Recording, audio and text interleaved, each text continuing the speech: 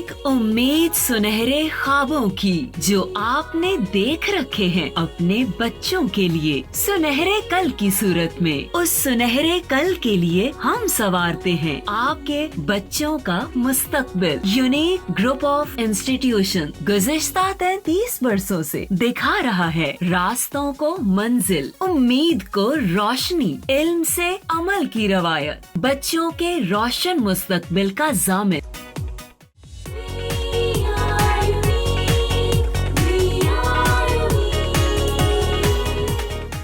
अस्सलाम वालेकुम, मेरा नाम मोहम्मद ताहिर और मैं 9th क्लास के मैथमेटिक्स के लेक्चर नंबर 59 के साथ आपके साथ मौजूद हूँ।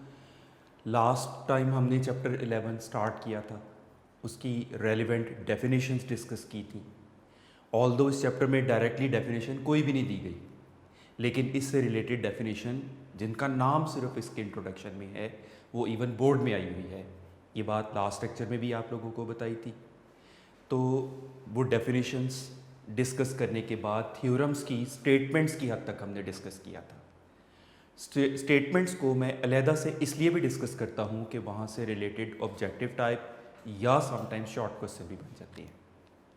तो आज हम इसका थ्योरम 1 स्टार्ट करते हैं।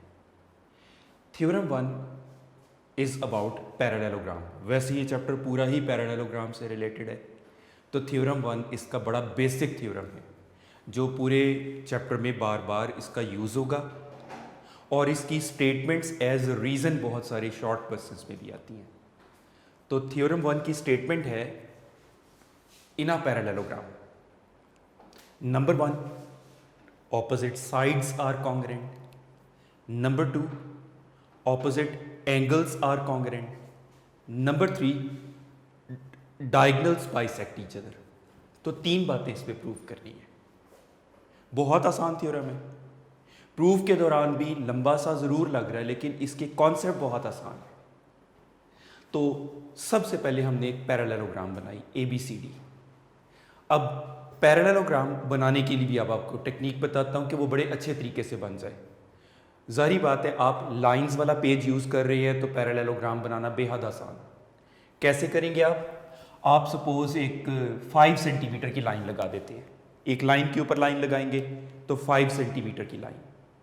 अब क्या करते हैं, उससे तकरीबन 3 लाइनें छोड़ के, ऊपर जो लाइंस लगी होती हैं पेज पर, वो पेज की 3 लाइनें छोड़कर और यहाँ से तकरीबन कितने भी मुनासिब सा डिस्टेंस छोड़ते हुए थोड़ा सा आगे करके आपने लाइन लेनी है और अगेन 5 सेंटीमीटर की ही लाइन लगा लें। वो ऑटोमेटिकली जब आप मेजर करके ये वाली लाइन और मेजर करके ये वाली लाइन लगाएंगे, डिस्टेंस ऑटोमेटिकली दरमियान में इक्वल आ जाएगा लाइंस की वजह से। और फिर जब आप इन पॉइंट्स को और इन पॉइंट्स को ज्वाइन करेंगे, बड़ी इजीली आप सही पैरेललोग्राम बना रहे होंगे। आप विदाउट टू मच मेजरमेंट, सिर्फ आपको एक बेस की मेजरमेंट लेने की ज़रूरत है, उसके अलावा कोई एंगल्स, कोई ये सब कुछ मेजर करने की ज़रूरत ही नहीं पड़ेगी। तो बड़ी परफेक्टली आप पैरेललोग्राम बना लेंगे।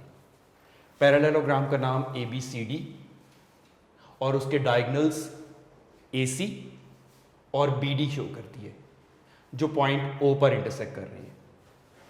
तो यही बात सारी गिवन है।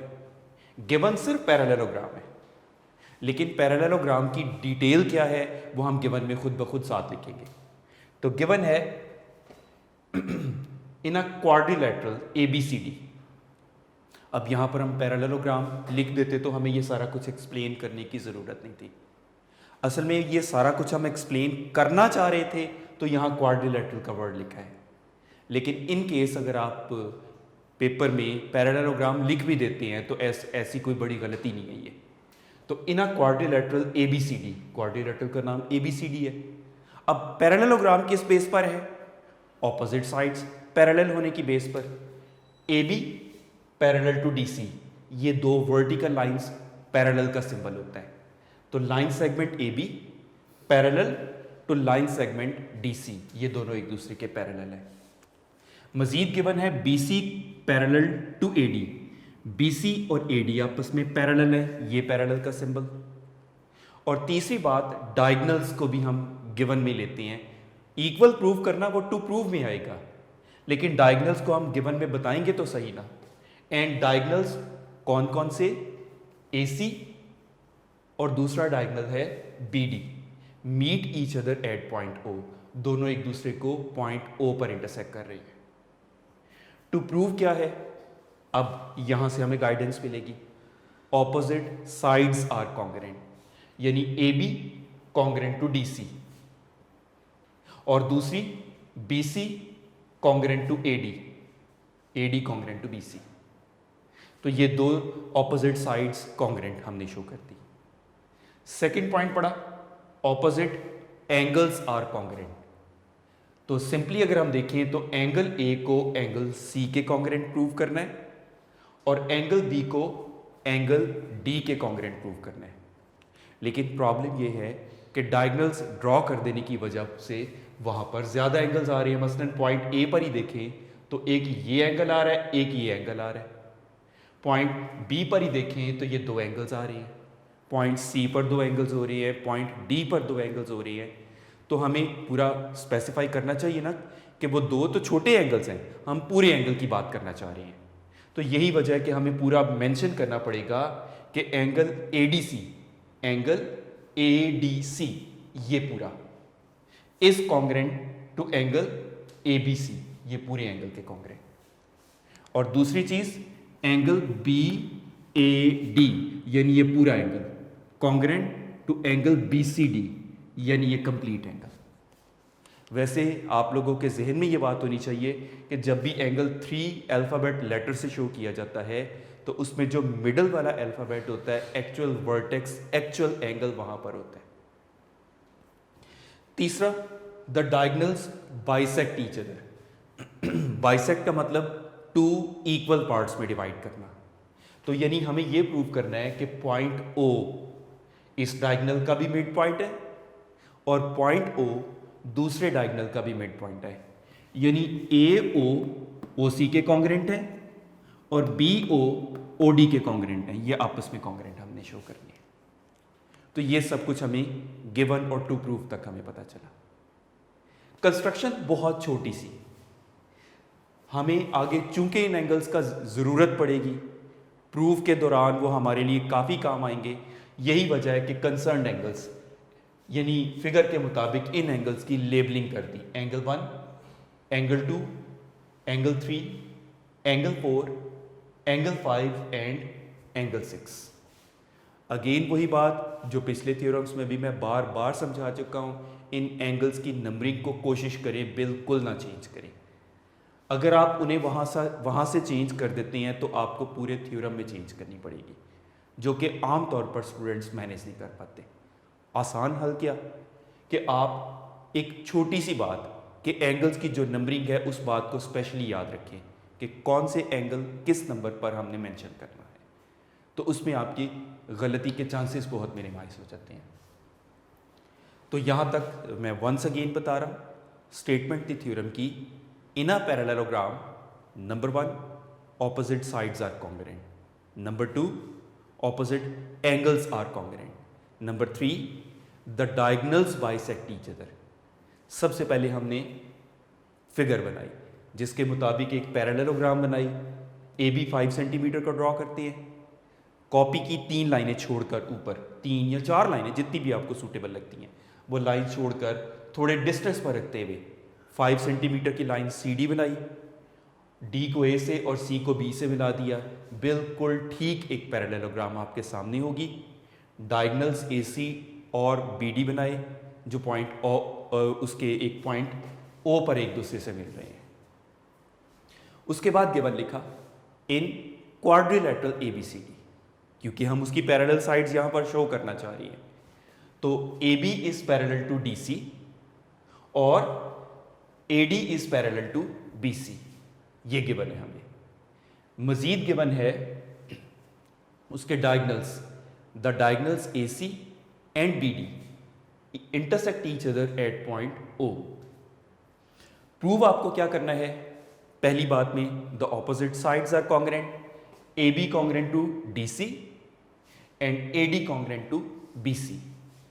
नंबर 2 पर ऑपोजिट एंगल्स आर कॉन्ग्रेंट, तो उसके लिए angle ADC is congruent to angle ABC और दूसरा angle BAD is congruent to angle BCD।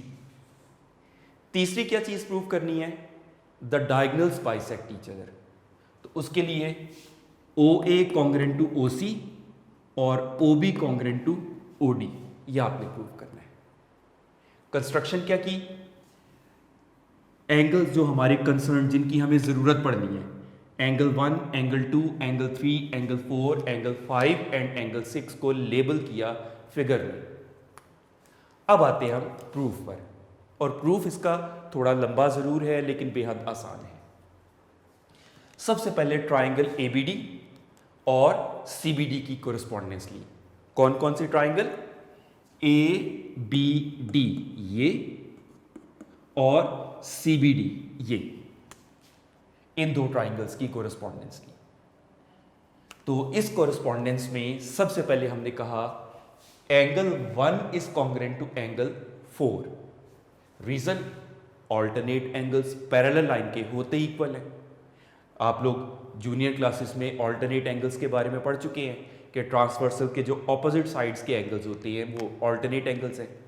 तो पैरेलल लाइंस के ऑल्टरनेट एंगल्स होने की वजह से ये दो लाइंस पैरेलल हैं और इन पैरेलल लाइंस के ऑल्टरनेट एंगल्स इक्वल है। So angle 4 is congruent to angle 1। Second statement हमने दी BD is congruent to BD। Common side है दोनों ट्राइंगल्स की, ये ट्राइंगल और ये ट्राइंगल। इन दोनों ट्राइंगल्स की कॉमन साइड होने की वजह से ये कॉन्ग्रेंट है। Number 3 statement, angle 2 is congruent to angle 3।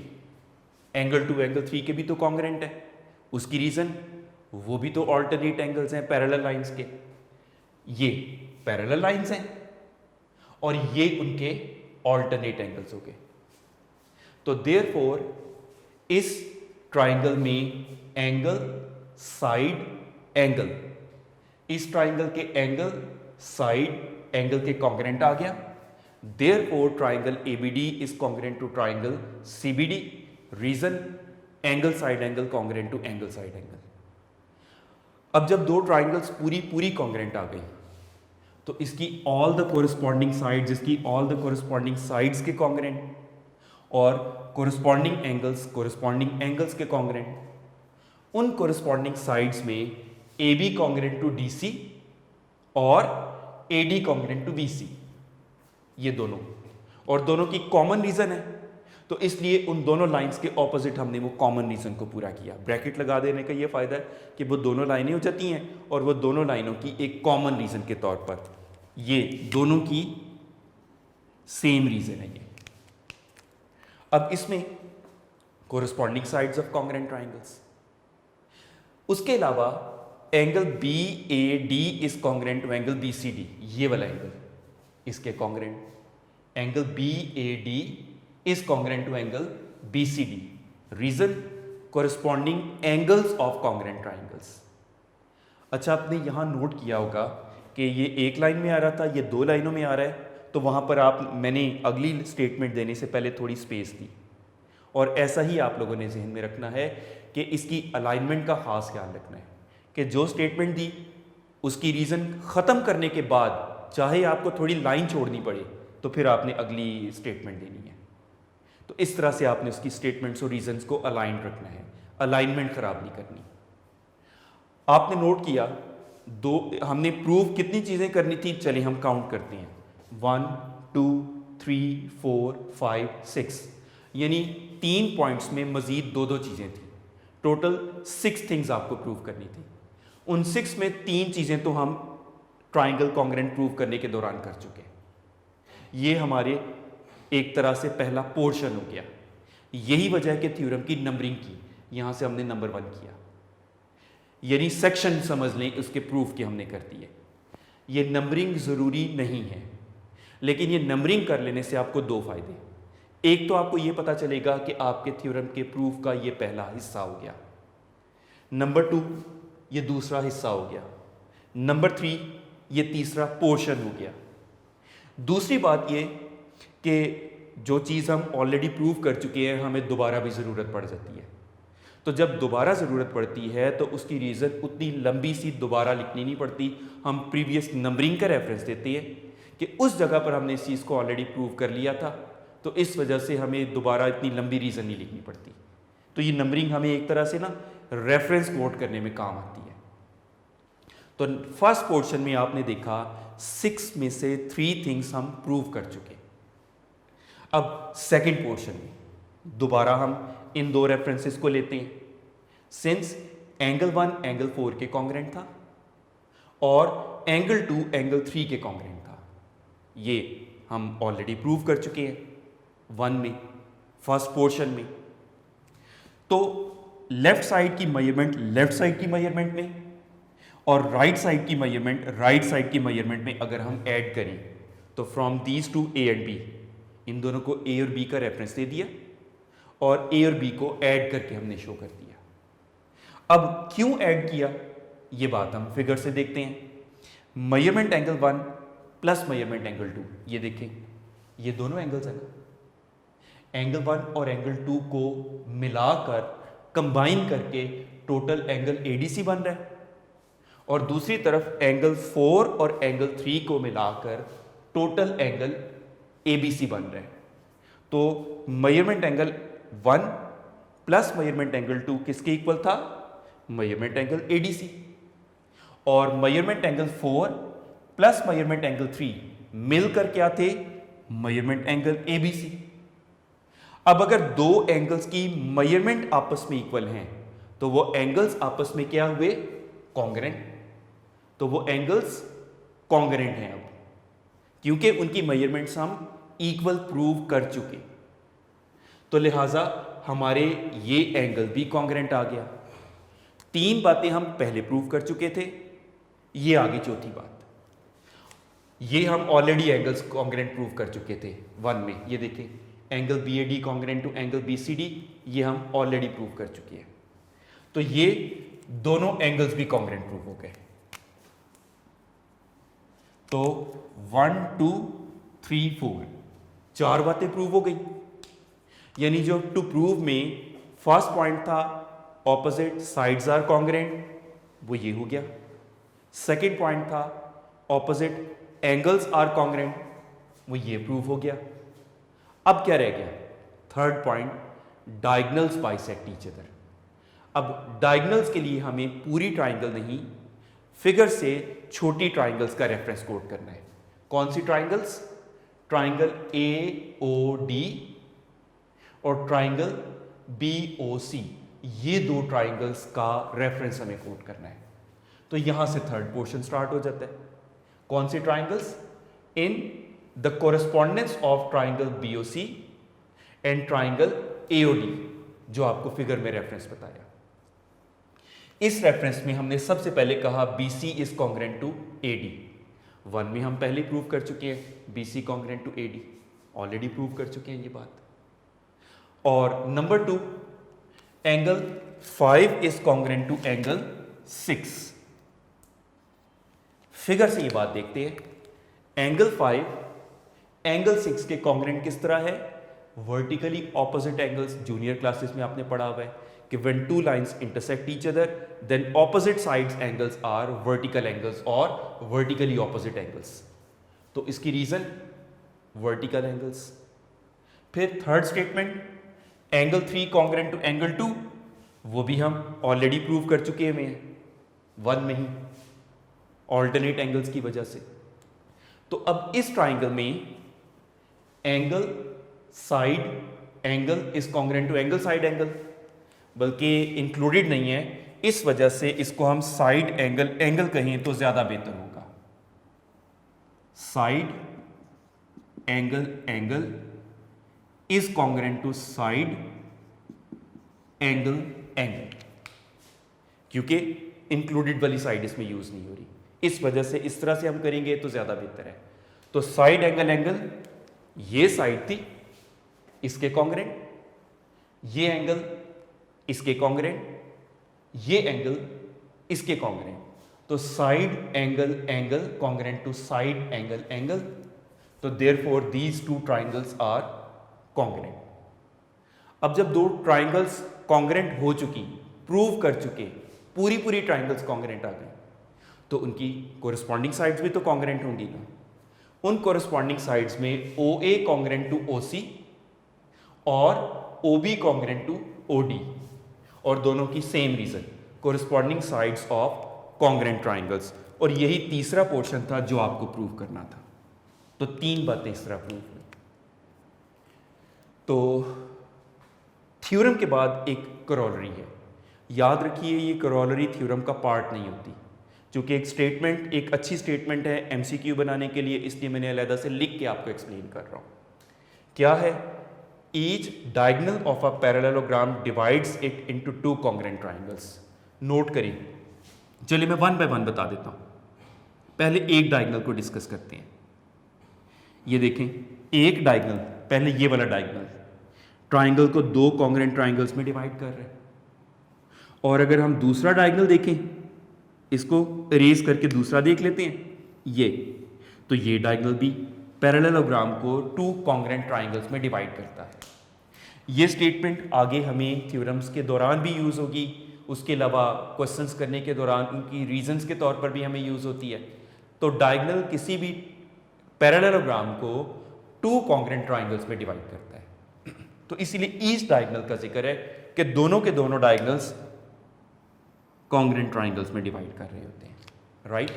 इसके बाद पेज 201, बुक के पेज 201 पर एक एग्जांपल है जिसकी स्टेटमेंट की हद तक पे डिस्कस कर रहा हूं कि उसका मीनिंग क्या बनता है। और वो क्या है? The bisectors of 2 angles on the same side of a parallelogram cut each other eight right angle. किसी पैरेललोग्राम के एक पैरेललोग्राम है, सपोज ABCD, उसकी सेम साइड के 2 एंगल्स के बाइसेक्टर्स, इसका बाइसेक्टर और इसका बाइसेक्टर एक दूसरे को राइट एंगल पर कट करेंगे, तो उनके दरमियान 90 डिग्री का एंगल होगा, राइट। तो ये स्टेटमेंट की हद तक आपको ये बात आनी चाहिए। उसके बाद एक्सरसाइज 11.1 के 2 क्वेश्चंस हैं जो बेहद इंपॉर्टेंट हैं, शॉर्ट क्वेश्चन के तौर पर बहुत इंपॉर्टेंट क्वेश्चंस हैं ये। एक्सरसाइज 11.1 का पहले मैं क्वेश्चन नंबर 1 करवा रहा हूं। वो क्या है? 1 angle of a parallelogram is 130 degree. एक एंगल गिवन है of a parallelogram is 130 degree. Required क्या है? Find the measure of remaining angles, it's remaining angles. अब इसमें फिगर बनाते हैं हम। सबसे पहले पैरेललोग्राम ABCD उसका नाम रखा। अब इसका कोई भी एंगल, हम नाम तो खैर हमने खुद रखे ना ABCD, तो कोई एक एंगल 130 का शो करना है। अब कॉमन सेंस की बात है कि ये तो एक एक्यूट एंगल क्लियर नजर आ रहा है, जो ऑब्ट्यूज लग रहा है हम उसको ही 130 का नाम देंगे ना। तो सपोज ये वाला गिवन एंगल है 130 डिग्री का, तो ये बात हम मेंशन करते हैं। इन parallelogram ABCD measurement angle B is 130 degree.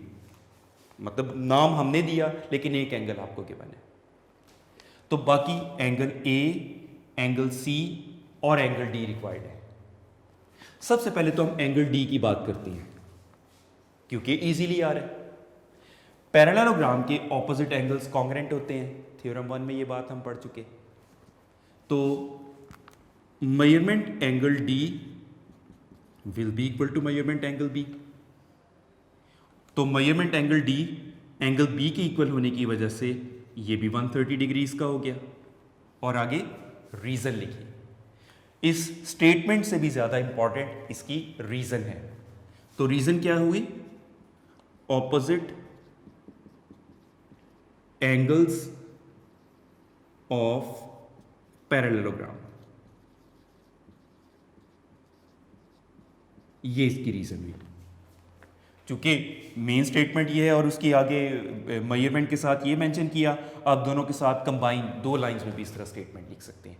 तो आगे ब्रैकेट लगा देने का होगा कि उनकी एक तरह से कॉमन रीज़न है। तो एक एंगल तो हमें फॉरन मिल गया।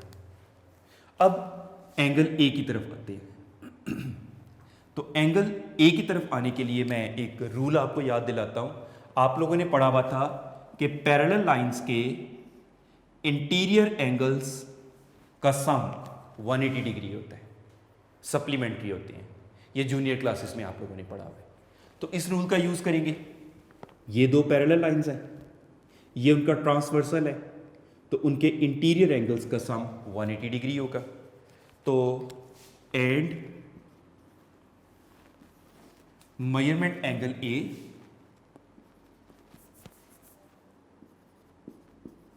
Plus measurement angle B 180 degrees. Reason, interior angles of parallel lines supplementary होते हैं, उनका सम 180 डिग्री होता है। ये जो 2 रीजंस आपको बताई हैं, इस पूरे चैप्टर में जितने क्वेश्चंस हैं मोस्टली यही रीजंस आती हैं। चांद एक और भी रीजन आएंगी, लेकिन ये वो 2 रीजंस हैं जो ऑलमोस्ट एवरी क्वेश्चन में आती हैं। अब एंगल बी की वैल्यू तो हमारे पास है 130 degree. Measurement angle A plus 130 degree is equal to 180 degree. ये 130 डिग्री राइट पर आके माइनस हो जाएगा, तो measurement angle A is equal to 180 minus 130, तो मेजरमेंट एंगल ए आ जाएगा 50 डिग्री का।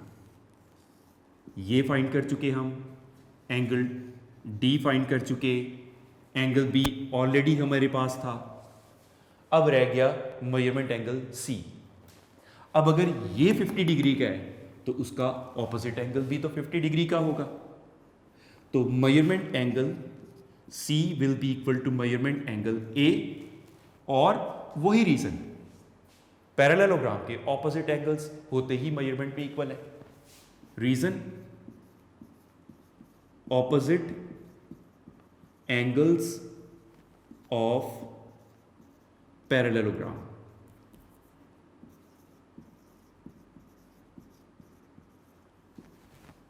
तो फिर मेजरमेंट एंगल सी वो भी 50 डिग्री का हुआ,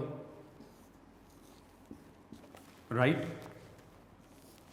तो शॉर्ट क्वेश्चन के लिए बेहद इंपॉर्टेंट क्वेश्चन, इजीली ये पेपर में आ जाता है। क्वेश्चन नंबर 2 भी ऑलमोस्ट यही है। क्वेश्चन नंबर 2 में स्टेटमेंट है, उसमें एक्सटीरियर एंगल का जिक्र है। Exterior angle of a parallelogram formed on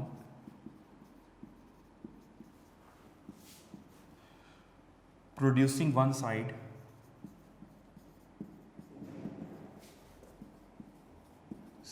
of a parallelogram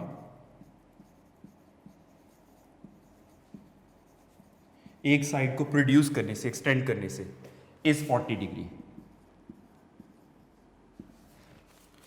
find the measure of its interior angles.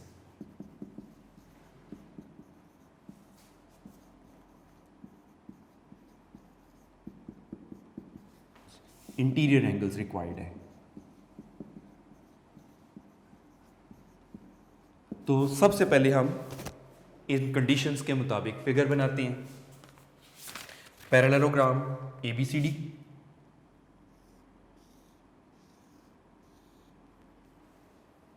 किसी एक साइड को ABCD है सपोज, ये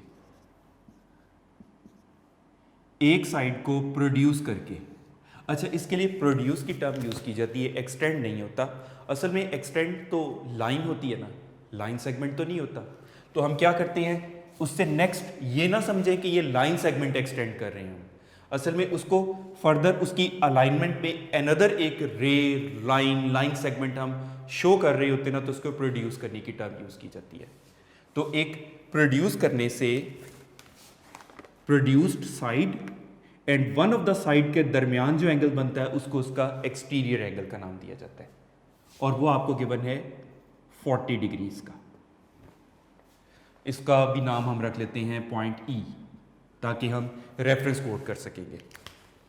तो हमें रिक्वायर्ड हैं angle A, angle B, angle C और एंगल डी, ये चारों रिक्वायर्ड है हमें। तो उसी से स्टार्ट लेते हैं। इन पैरेललोग्राम ABCD एक्सटीरियर एंगल है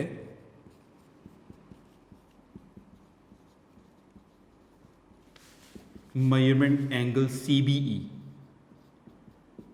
40 डिग्रीज का गिवन है, और रिक्वायर्ड क्या है उसके, ऑल इंटीरियर एंगल्स।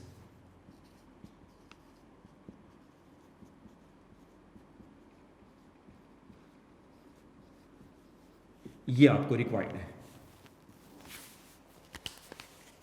अब उसके मुताबिक सबसे पहले हम स्ट्रेट लाइन एंगल्स का रूल यूज करते हैं। Angles on the straight line adjacent supplementary angles हैं। एडजेसेंट है, एक दूसरे के साथ अटैच है, और सम 180 डिग्री आ रहा है, तो ऐसे एंगल्स को एडजेसेंट सप्लीमेंट्री एंगल्स कहते हैं। या आसान अल्फाज में मैं एक और अल्टरनेट रीजन भी बता देता हूँ कि angles on the same straight line, एक स्ट्रेट लाइन के एंगल्स 180 डिग्री के होते हैं। तो इसमें हम यूज़ करेंगे मेजरमेंट एंगल बी, लेकिन चूंकि बी पर ज़्यादा है हम पूरा नाम मेंशन कर देते हैं। तो measurement angle ABC plus measurement angle CBE 180 degree के इक्वल है, और उसकी reason adjacent supplementary angles.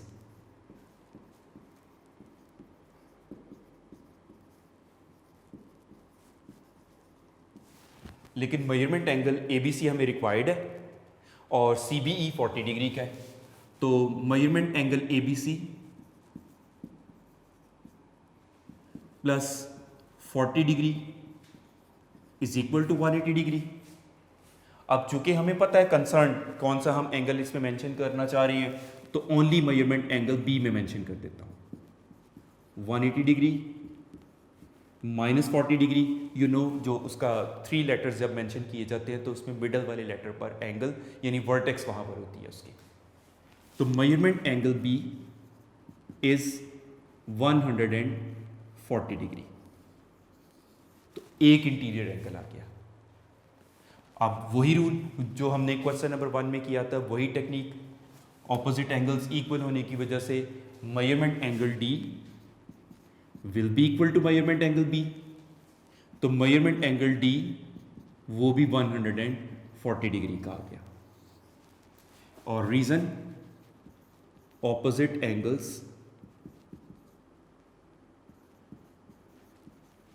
Of parallelogram.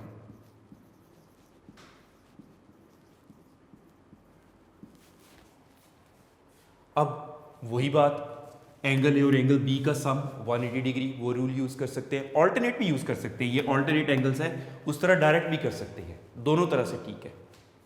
तो measurement angle A plus measurement angle B 180 degree.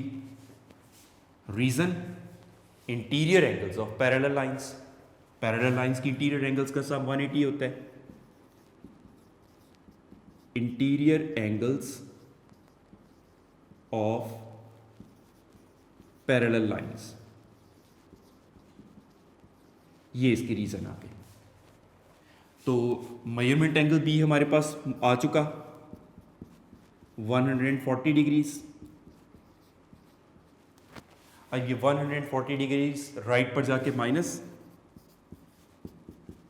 180 minus 140, तो measurement angle A is equal to 40 degrees. Angle A भी आ चुका, अब क्या रह गया, मेजरमेंट एंगल सी। तो measurement angle C measurement angle A के इक्वल है, यानी 40 डिग्री ही हुआ। और रीजन क्या, opposite angles of parallelogram. Parallelogram के ऑपोजिट एंगल्स मेजरमेंट में इक्वल होते हैं, थ्योरम 1 में पढ़ चुके। तो reason opposite angles of parallelogram.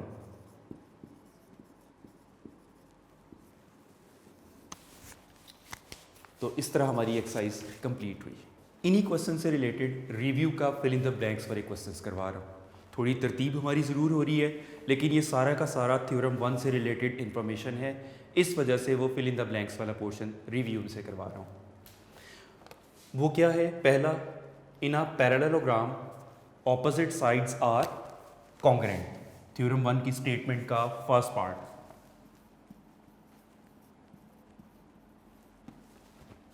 Second है, in a parallelogram opposite angles are, ये भी कॉन्ग्रेंट ही है, ये दूसरी रीजन थी स्टेटमेंट का जो सेकंड पोर्शन था, ऑपोजिट एंगल्स कॉन्ग्रेंट वाला। थर्ड है, diagonals of a parallelogram dash each other at a point. एक दूसरे पर क्या करते हैं, इंटरसेक्ट करते हैं, बाइसेक्ट करते हैं। वैसे बैक पे आंसर इंटरसेक्ट लिखा हुआ है, एट अ पॉइंट का जिक्र ना होता तो ईच अदर तक होता, तो हम बाइसेक्ट भी लिख सकते थे। अब मैं ये दोनों वर्ड्स इसलिए लिख रहा हूं कि ये एमसीक्यूज के तौर पर पेपर में आना है। अब एमसीक्यूज पे इंटरसेक्ट की ऑप्शन या बाइसेक्ट की ऑप्शन, दोनों में से कोई एक हो सकती है, जरूरी नहीं कि इंटरसेक्ट की ऑप्शन ही हो। इस वजह से मैंने दोनों बता दिए कि एट अ पॉइंट का चूंकि जिक्र आया था, इसलिए इंटरसेक्ट का वर्ड यहां पर थोड़ा ज्यादा सूटेबल बनता है। उसके बाद medians of a triangle are, ये हमने थ्योरम 4 की स्टेटमेंट में भी बल्कि हमने देखा था, कॉन्करेंट। जब दो से ज्यादा लाइंस एक पॉइंट पर मिलती थी तो उसके लिए हम कॉन्करेंट का वर्ड यूज करते थे। और फिफ्थ है, डायगोनल ऑफ अ पैरेललोग्राम, ये अभी हमने उसमें करोलरी में भी पढ़ा, divides the parallelogram into two congruent triangles. तो इस तरह फिल इन द ब्लैंक्स हमारे रिव्यू के कंप्लीट हो जाते हैं। क्वेश्चन नंबर 2 भी फिल इन द ब्लैंक्स से रिलेटेड ही है जैसे, लेकिन उसके लिए फिगर के बने हमें कि in the parallelogram ABCD, first part में मेजरमेंट AB और मेजरमेंट DC के दरमियान डैश है। सेकेंड पार्ट में मेजरमेंट BC और मेजरमेंट AD। थर्ड पार्ट में measurement angle 1 congruent to dash, और फोर्थ पार्ट में मेजरमेंट एंगल 2 कॉन्ग्रेंट डैश। ये मैं सारे इकट्ठे इसलिए लिखे कि थोड़ी सी टेक्निकल मिस्टेक है इसमें। वो क्या, मेजरमेंट और कॉन्ग्रेंट एक साथ दे दिए गए। यू नो, जहाँ मेजरमेंट होता है वहाँ हम इक्वल का साइन यूज़ करते हैं, और जहाँ कॉन्ग्रेंट होता है वहाँ मेजरमेंट का साइन यूज़ नहीं करते। तो यहाँ पर मेजरमेंट AB और मेजरमेंट DC इक्वल है। लेकिन अगर सपोज ये इस टाइप का कोई MCQ बन के पेपर में आ जाता है, तो आप जहन में रखें कि कॉन्ग्रेंट की ऑप्शन भी हो सकती है, इक्वल हो ही ना, ऐसा मुमकिन है। तो उस सूरत में फिर नियरेस्ट आंसर को हम करेक्ट करते हैं। समटाइम्स एग्जैक्ट और टू द पॉइंट आंसर नहीं होता, तो उसके नियरेस्ट जो भी आंसर होता है उसको कंसिडर किया जाता है। इसी तरह मेजरमेंट BC मेजरमेंट AD के इक्वल है। अब चूंकि ये बुक में है, मैं इसको तो चेंज नहीं करवा रहा, हमारा कंसर्न एंगल्स को पहचानना है। मेजरमेंट एंगल 1 और एंगल 3 ये दोनों ऑल्टरनेट एंगल्स हैं, तो ये मेजरमेंट एंगल 3 होगा। इसी तरह मेजरमेंट एंगल 2 और मेजरमेंट एंगल 4 ये ऑल्टरनेट एंगल्स हैं, तो पैरेलल लाइंस के ऑल्टरनेट एंगल्स इक्वल होने की वजह से ये थ्योरम 1 के प्रूफ के दौरान भी हमने यूज़ किया था। तो इस तरह हमारा थ्योरम 1 और उससे रिलेटेड जो कुछ एक्सरसाइज और एवरीथिंग सारा कुछ कंप्लीट हुआ। नेक्स्ट लेक्चर में इंशाल्लाह हम थ्योरम 2 करेंगे। Thank you very much and best of luck.